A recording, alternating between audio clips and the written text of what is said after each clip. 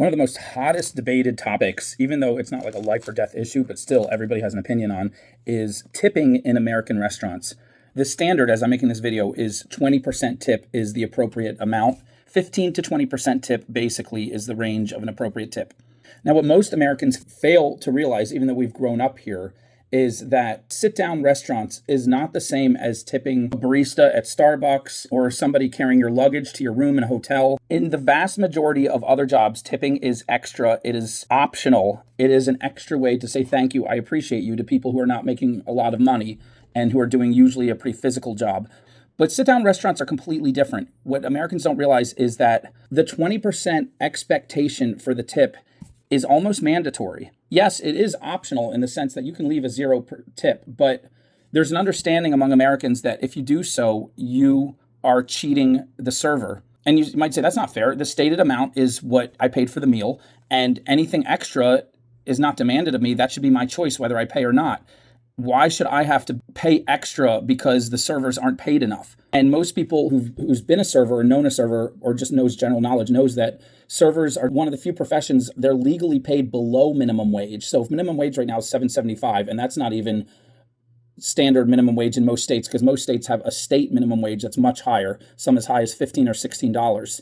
But most states are at least $10, $11, or $12. So that $7.75 only applies in rare cases as of this video in 2025 that I'm making.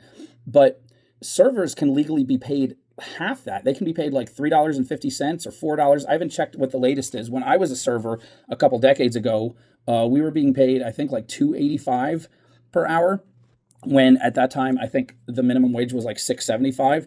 The reason for this is American restaurants actually discount every one of their meals by 20% so that you automatically are almost handed a voucher that says, here's an extra 20% that you can then pass off to your server. And if they do a good job, you're supposed to pass it off to them. But it gives you the power as the customer that if they do a bad job, you can choose not to pass it off to them. You can choose to give them half that amount or any amount that you think is fair.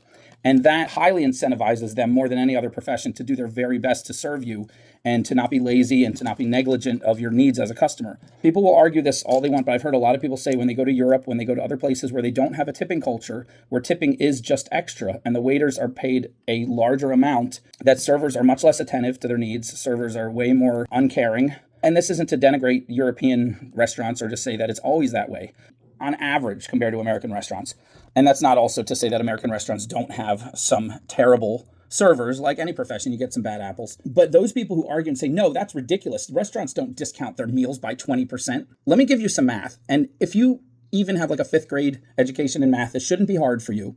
The average sit-down restaurant in America is operating on 2 to 6% profit margin. That means after they pay all their bills, after they pay their workers and pay for the food and pay for the cleaning service and pay for the electricity and everything, they're only gaining 2% to 6% in actual income. And that makes restaurants one of the hardest businesses to keep alive. The majority of restaurants fail in their first year after launching because that tiny sliver of a profit margin is so hard to maintain when you're not an expert at balancing all the books, getting all your supplies from the cheapest places, and maximizing your hours, getting your employees to work as efficiently as possible. You can easily start losing money. It is so quick how fast that margin flip-flops, and pretty soon you're losing 10% every month, or 20%, or 30%. And here's another stat. Most restaurants, 25 to 35% of their costs are labor. So they're only making a 2 to 6% margin of profit, and yet they have to pay 25 to 35% profit on their labor, as it is now, paying their servers only a fraction of minimum wage, expecting most of the server's income to come from tips. If they were suddenly to double or triple the pay or quadruple the pay of every single server, which is what they would have to do, they basically have to pay servers, instead of paying them like $3 or $3.50 an hour, they'd have to pay them like $15 to $20 an hour. If they were to eliminate tips and say, we're not a tipping restaurant, we don't expect tips, you don't have to tip, they'd go out of business. Most of the employees at a restaurant are servers. So you're taking most of your employees and having to quadruple their income. That would completely knock out your margins. So you start hemorrhaging money immediately. The only way to compensate for that would be to raise the price of every meal at the restaurant. And 3 different times that I found just scouring the internet, that restaurants have attempted to be a no tipping restaurant. They did that. They raised the price of their meals 20 to 25%. They had to do that to stay in business. And guess what? Americans hated it. They loved the idea in theory at first. Oh, this is great. But after a while, they stopped coming, and all those restaurants had to either close or go back to a tipping system. Even though people bitch and moan and complain about how they don't want to tip and America shouldn't be a tipping system, there's kind of a relationship that's built between you and the server, because they understand that you're not just a customer, you're kind of their boss, and they have to do their very best to win your favor.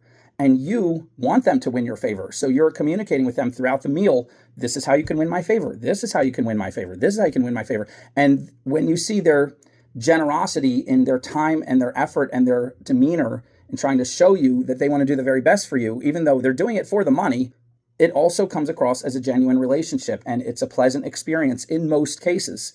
And people delight in tipping good servers above and beyond that 20%. I love tipping servers standard 25 to 30% because I used to be a server and I'm more successful now than when I was a server, and I want to give back. That's just my choice. I'm not saying other people should do it.